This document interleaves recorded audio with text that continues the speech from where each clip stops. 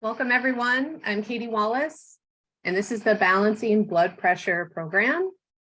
I'm a naturopathic doctor, and my business is Human Nature. And I'm offering this talk today in coordination with the Willy Street Co-op, where I do these monthly webinars, as well as one-on-one private sessions for just $45. So I do those via Zoom and at the co-op store twice a month. So if you're interested in working with me one-on-one at this more affordable rate, you can either email me or call me. I also see people outside of the co-op sessions through my business, Human Nature. I hope you'll join me next month when I'm going to be talking exactly a month from now on Tuesday, March 21st at noon about natural ways to support the immune system. So the recording for this program will be made available in a couple weeks, and you can find all of the recordings from my previous webinars on the news tab of my homepage. So if you go to humannaturellc.com and then click on the news tab, you'll see the recording for this. So you can revisit it that way or share it with other people, and also view all my other previous programs for free. I'd like to say this information is provided for health education reasons only. I am not a medical doctor, and this should not be taken as medical advice, particularly if you have high blood pressure, which is the topic we're talking about today. Then I would encourage you to have a conversation with your doctor about whether or not your medication would need to be adjusted as you're taking on these different lifestyle interventions that will naturally help lower your blood pressure. Okay, so like I said, we're primarily going to focus on high blood pressure today, which is a primary cause of early death and accounts for approximately half of all the deaths due to cardiovascular illness in our country. It's an estimated that 3/4 of us over the age of 60 will develop high blood pressure. So this is a very common health concern. And I wanted to give this talk today because I have found in my practice over the past 15 years of working with people that people's blood pressure typically does respond to lifestyle interventions. So we're going to talk about a big range of lifestyle interventions today. And I think it's important to note that some people will get good results with just 1 or 2 interventions. Other people may need to do all of the interventions in order to see their blood pressure shift. So there's many different things involved in high blood pressure, or can be for the individual. And I'll try to talk about what some of those different underlying reasons for high blood pressure are as we're going along. If you have questions, please feel free to put them in the chat, and I'll answer any questions people have at the end. The first thing I'm going to cover is diet. We're going to talk about different diet interventions and why they work to lower blood pressure. We're going to talk about hydration. We're going to talk about stress management. We're going to talk about the sun and sun exposure and why that helps lower blood pressure.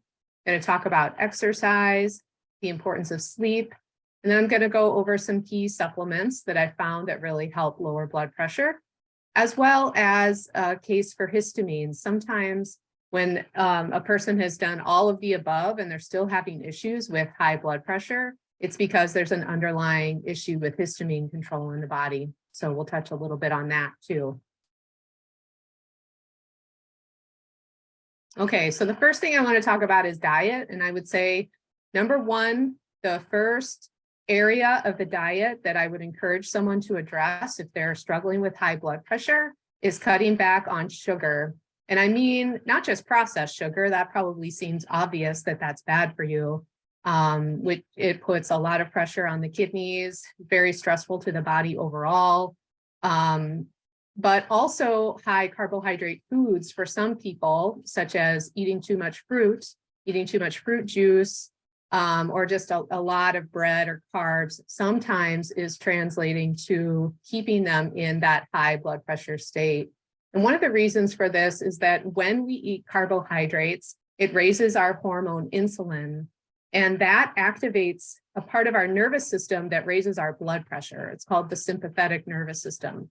So there have been a number of studies where they have found that when people cut back on sugar and cut back on carbohydrate, or even follow a low carb diet, because of the reduction in insulin, their nervous system is able to better balance the blood pressure. So many times someone is in a high blood pressure state because their nervous system is sort of stuck in that hyperactive state or that sympathetic state, which I'll be talking more about as we go on today. So I would say this is the number one thing. If you have a sweet tooth, you're somebody who eats a lot of carbs, and I know most Americans do. It's just sort of the American way to have, cereal for breakfast and a sandwich for lunch and pasta for dinner or whatever. Then this is one lifestyle intervention that is usually very helpful to cut back on that carbohydrate intake. I find too that sometimes people do eat a lot of whole foods and they think they're eating healthy, but maybe they're eating fruit multiple times a day rather than just 1 or 2 pieces, which is, probably the maximum amount of fruit sugar I would recommend for someone. Or maybe they're eating a lot of honey, or, even though they are eating healthy foods, they're still getting too much carbohydrate for them. So that's something that can be looked at. Overall, I would say the paleo diet approach can be very helpful because of its emphasis on high protein, high quality protein foods like cold water fish and seafood, grass-fed red meats, free range animals. So those proteins are really important for stabilizing blood sugar because, like I said, if the blood sugar is high, then the insulin is high, and then the nervous system is sort of locked in this state where it's keeping the blood pressure high. So we want to have a diet, no matter what the dietary approach, we want to have it adjusted so that the person's blood sugar is under control. And having adequate amount of protein at every meal will really help in this regard.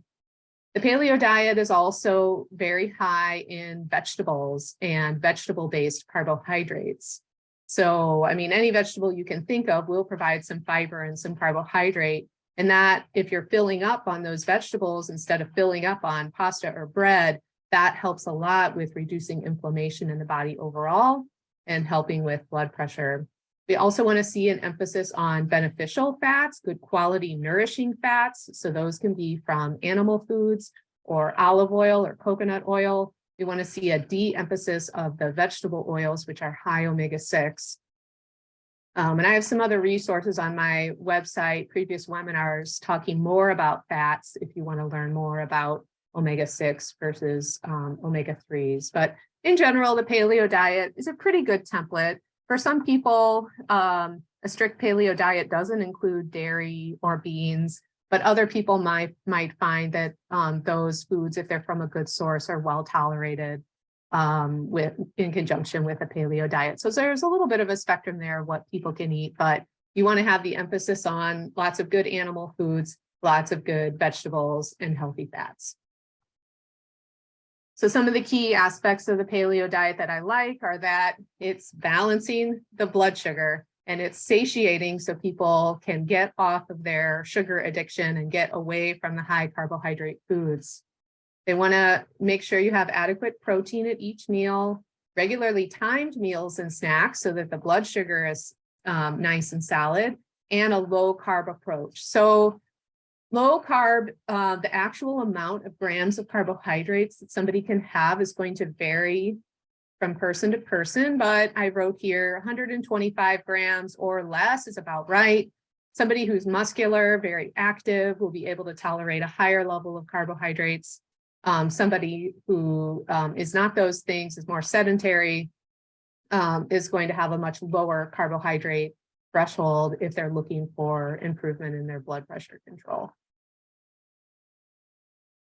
So, just besides thinking generally about the diet and what kind of wholesome, nourishing foods you want to have in the diet, one of the big things about blood pressure is having high mineral foods, because blood pressure, oftentimes high blood pressure, is a result of mineral deficiencies.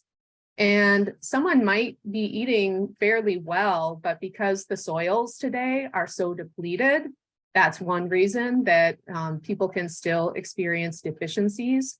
Also, I think a lot of people are eating, this is just what I find in practice when I'm interviewing people about what they eat, is they're eating a fair amount of processed things, maybe just as their snacks or kind of as a filler with meals. So like crackers, chips, different processed carbohydrate based foods that are made from flour.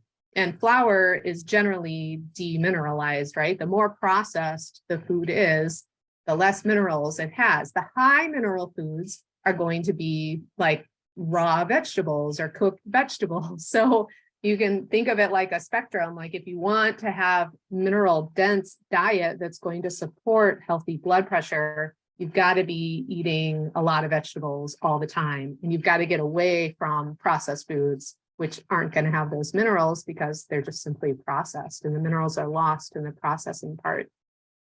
I have a picture. So I have a picture of, crackers, which you would think would seem innocent, but when someone's kind of got a daily habit of eating these things, this is what I'm talking about, where they're really missing out on eating something very nourishing that's helpful for the blood pressure by just eating a processed food that's, probably making the mineral deficiency not go away, or maybe even making it worse.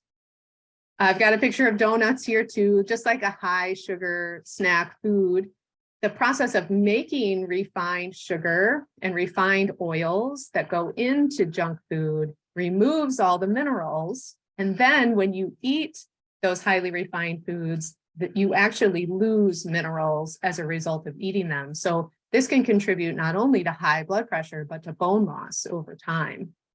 So we want to be avoiding these things and thinking more about trying to emphasize more nourishing foods. So here's a picture of some of the things you do want to eat more of. We know that low levels of potassium are correlated with high blood pressure, also low levels of magnesium, sometimes calcium. So the way to get those in the diet is to eat a lot of nutrient-dense food, including vegetables, but also healthy proteins and fats that are unprocessed. Sometimes people don't like eating a lot of vegetables, or they need a little bit of a training period to learn how to incorporate more vegetables into their diet. That's why I have pictured here on the right a green drink. So it's just a green powder. It's powdered vegetables that you can mix up in some water or coconut milk or a smoothie or whatever, kind of an instant serving of vegetables. So that's a good way to increase your potassium quickly and get a lot of the benefits of the vegetables if you're not a big vegetable eater, or if you're someone who travels a lot and you don't have consistent access to good food. And here's a picture of my daughter on the bottom. She's just got a green drink mustache. Okay, so we talked about reducing sugars and foods that break down to sugars, emphasis on protein to stabilize blood sugar. So if we're getting insulin levels stabilized, that helps lower blood pressure. And then we talked about lots of mineral-rich food, basically vegetables, especially green ones. The last thing to think about, big thing to think about in the diet is getting enough omega-3s. A number of studies have shown that if you get an adequate amount of omega-3 daily, that helps lower blood pressure in and of itself.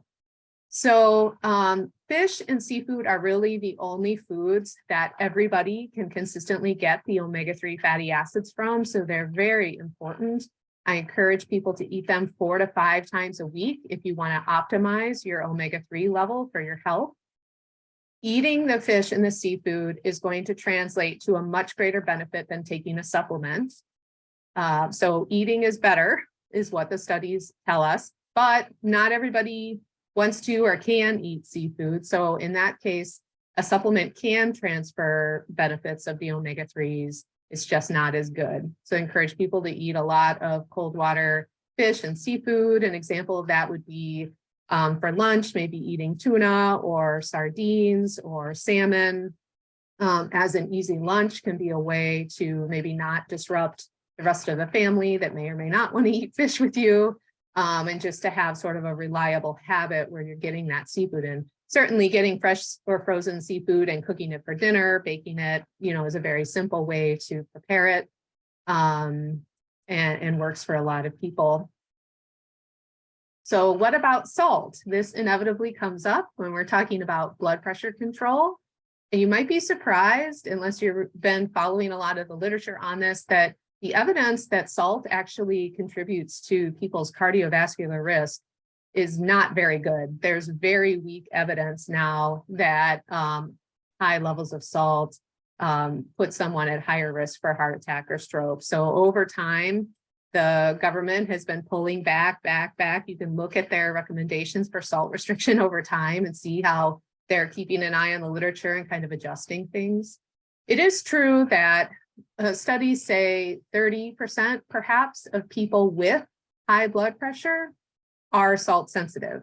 That means 70% of people, the majority of people who have hypertension are not salt sensitive, and everybody else who doesn't have hypertension is not salt sensitive either. So I'm emphasizing these facts because, or at least these statistics from research, because salt is very important. I have a whole nother webinar where you can learn more about salt if this is kind of a new aha, or you just want to take a deeper dive and understand salt better. But a good raw sea salt provides a lot of beneficial minerals and is very important for responding to stress and helps keep insulin levels and blood sugar under control. So I wouldn't necessarily restrict salt for somebody with high blood pressure unless we knew that they were salt sensitive. Obviously, if you know that when you eat a very high salt food, you see your blood pressure go up, that's a problem for you. And the studies that have been done on that show that that's typically pointing to a deficiency in the other minerals. So if you had enough potassium in your diet, you have enough magnesium, for example, in your diet, then you're no longer as salt sensitive, is what some of the preliminary studies find. So most people can do a good raw sea salt, and I would base my salt recommendations for them based on their individual lab work rather than on some blanket overview of what you should or should not do. So the next thing is hydration. If someone is mildly dehydrated, then the body begins to adjust and make different chemicals and hormones to retain the fluid. And as a result, it has to make the blood pressure higher. So for many people, high blood pressure is a sign that they're chronically mildly dehydrated. So one way to work with this is just to make sure that you're drinking well throughout the day and that you're drinking as much as an average person should. So for women, that would be 2 quarts of water daily. And for men, that would be 3 quarts. If you're somebody who doesn't drink much water and you kind of know this is your area, then it's good to have a plan for how you're going to improve this, and also to be checking your blood pressure while you're introducing any lifestyle interventions so you can see if it's helping or not. But for drinking water, for some people, it works really well to drink a couple of tall glasses when they first wake up in the morning before they get busy and get distracted by other things. Other people like to have a specific water bottle with them that they take with them or they have in their workplace that helps keep them on track. You can also log it in an app on your phone. You can set a reminder on your phone. I personally drink throughout the day, but I make a note of drinking a little while after supper to make sure that I'm catching up on my hydration during the day. So there's different, there's many opportunities throughout the day to be hydrated. You've just got to think about your schedule and make a plan and then execute the plan to make sure that you're drinking enough water. This is an example of a comprehensive metabolic panel. This is a panel, it's like a $10 test. Most people's doctors will order it for them, or I can help someone get it if needed. And this helps me see how they're doing with electrolytes. So is there a potassium issue? Is that what the blood pressure is from? Are they dehydrated? And that's a potential issue for the blood pressure. So you can look at the different electrolytes in the test and oftentimes work on lowering blood pressure that way. So the next piece I want to talk about is sun exposure. We know that increased sun exposure lowers people's blood pressure. And one of the mechanisms for this seems to be because it raises your vitamin D. Vitamin D is a vitamin that we make when our skin is exposed to the UV light. So here in Wisconsin, that only happens for a small window during the growing season that we can make optimal levels of vitamin D. And the rest of the year, there's not enough UV light because we're so far north to make adequate levels of vitamin D for most of us. So, so vitamin D is an enabler in the body. It helps all sorts of different chemical reactions happen. And one of those includes keeping the blood pressure balanced and keeping the heart healthy. One way to address this, if you live in Wisconsin year round, is during the fall, the late fall, the winter, and the early spring to supplement with vitamin D. There are other benefits to blood pressure from the light besides just the UV exposure, though, in the making of vitamin D. Those would be that we make a lot of good endorphins when we're in the sun. So it's not just about vitamin D.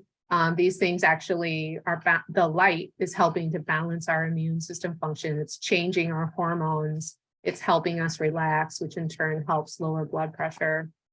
It also helps us make something called nitric oxide, which is very important and can be a key thing in blood pressure control for individuals. Nitric oxide helps relax the blood vessels, and so oftentimes is a key component in balancing blood pressure. So when we're exposed to a good light, we make balanced nitric oxide. I have a whole nother webinar about vitamin D, so I would encourage you to go and look at that if you want to learn more about vitamin D and sun exposure. But this can provide a really helpful role for balancing blood pressure. Next, we have exercise. So there's a number of studies showing various exercises help lower blood pressure. And really, from my reading, it doesn't matter necessarily what type of exercise you do, at least initially. If you're someone who's sedentary, then doing any type of exercise, any type of movement for at least 30 minutes a day is going to help. And that's because the exercise is making your body stronger. It's making your heart stronger so that it can pump that blood with less effort. And then that can help with lowering the blood pressure. Sleep is also very important. A lot of things happen when we're sleeping to help rejuvenate our body. And scientists know that sleeping naturally lowers blood pressure. So if people are not getting into a very deep state of sleep or not sleeping for an adequate length of time, then their blood pressure may not be dropping the way that it should and lowering every night. So doing things that help you to sleep more soundly will translate to blood pressure benefits too. And again, sorry to sound like a broken record here, but I've got all these resources online that you can tap into if you want. I just last month did a sleep webinar. So if this feels like a piece that you would like to work on, you're welcome to check that out by going to the news tab on the website and listening to the recording for sleep and natural ways to help sleep. But in general, just thinking about a daily routine where you go to sleep at a consistent time in a dark room, uninterrupted, for many people is helpful. Other people have patterns of insomnia that need more support, and the webinar goes into some details for how to help those patterns. So another piece that helps lower blood pressure is meditation and breathing exercises. So one or the other, both things have been shown to help people lower their blood pressure consistently. And this goes back again, I don't know if you remember in the beginning when I was talking about sugar, I said that a lot of times high blood pressure is from the nervous system being activated into a sympathetic state. So there's two general states of the nervous system. There's sympathetic, which is like, go, get up and go, do things. And then there's parasympathetic, which is like rest and digest.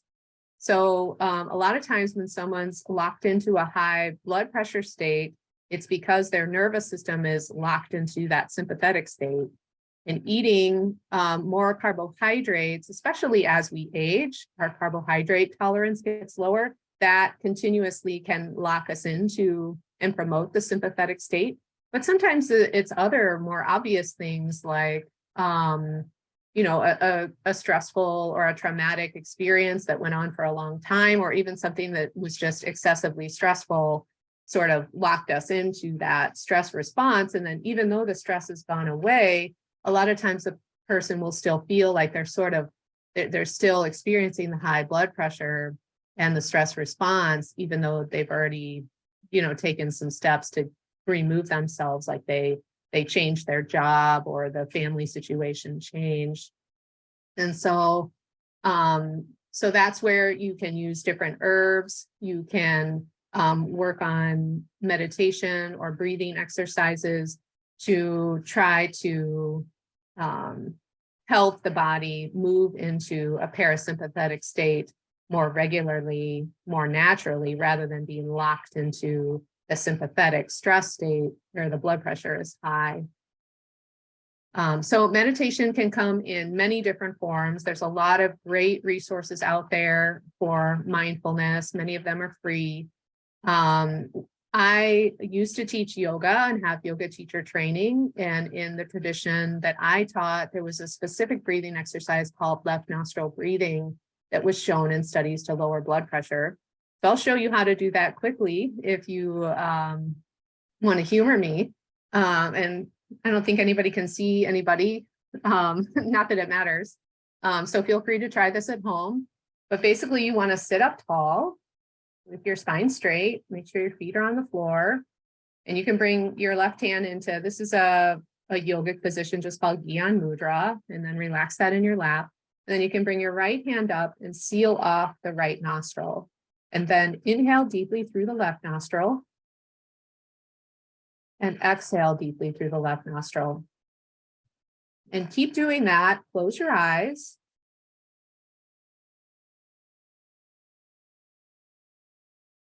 And just take a moment to breathe as long and deeply as you can in and out of the left nostril.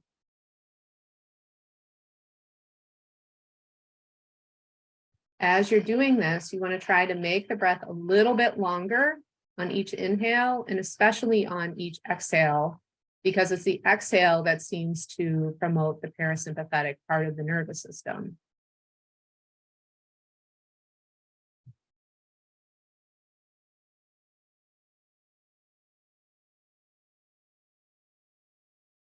So if you're going to do it for the full time, we would do it for at least 3 minutes. You can do it longer than that, 7, 21. But when you do this breath with the left side of the body, it helps activate the parasympathetic nervous system. So that's what the end result of the meditation is, to help relax you and also helps lower blood pressure. So it's just an example of something easy you can do. It takes 3 minutes to have a measurable effect. So these are free, accessible things for anybody. If you can't breathe through your nose very easily because you have sinus issues, then just doing long, deep breathing is also a good way to start. So I want to transition now to what's going to be almost the end of the talk, where I want to go through different supplements that I've used with people that help lower blood pressure and how they work. I've been working with people for 15 years, and so I've seen a lot of people with blood pressure issues over the years and seen them successfully manage it with, you know, all the interventions I've already talked about, as well as in a lot of cases, some of these supplements. So I have magnesium here first, because you remember that I was talking about how important it is that the diet be very mineral rich. So magnesium is one of those nutrients that most people don't get enough of these days.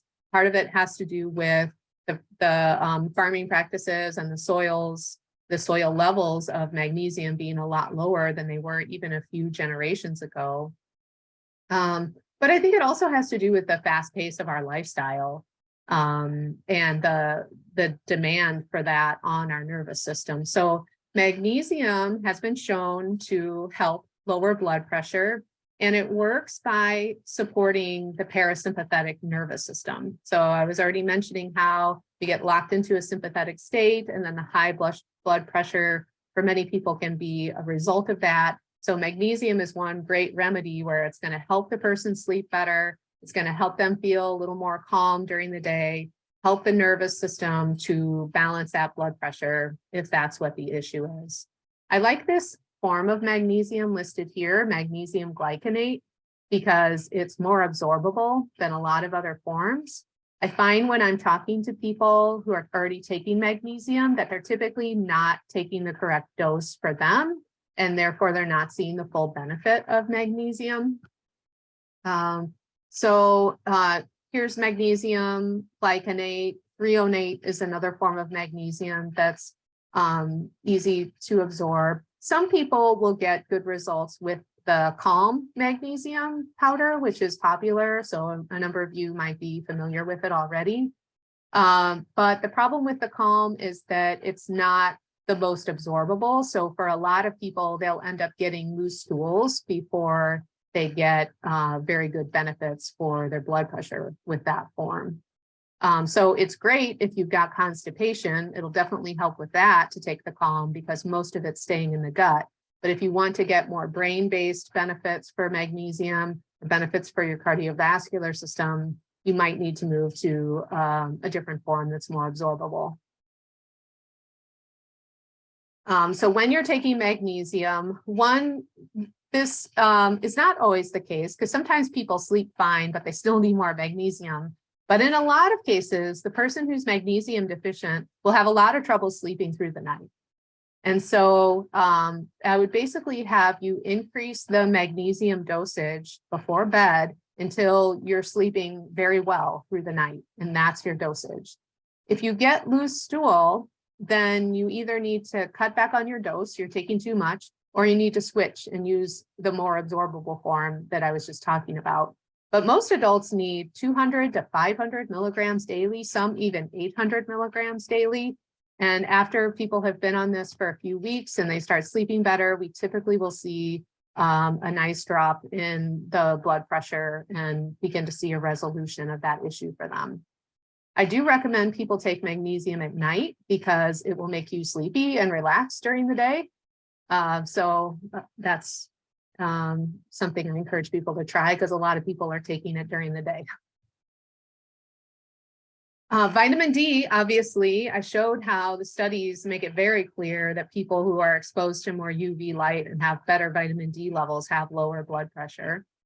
But there is a lot of confusion about what is a good level of vitamin D and how to supplement with vitamin D. So this is a little snapshot from my vitamin D webinar where you can see there's a lot of different ranges depending on the source. I typically look for a vitamin D test level of 60 to 80. That's what I think is optimal. So it's good to have your blood level tested in order to know whether or not you need a vitamin D supplement. You can have your blood level tested for magnesium too, actually. That's something I often will suggest for someone that they get their red blood cell magnesium level checked.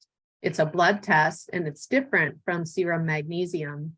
And something interesting about the magnesium levels is that over the years, the normal ranges on the medical tests keep dropping and dropping and dropping because they're based on the average magnesium level of the population.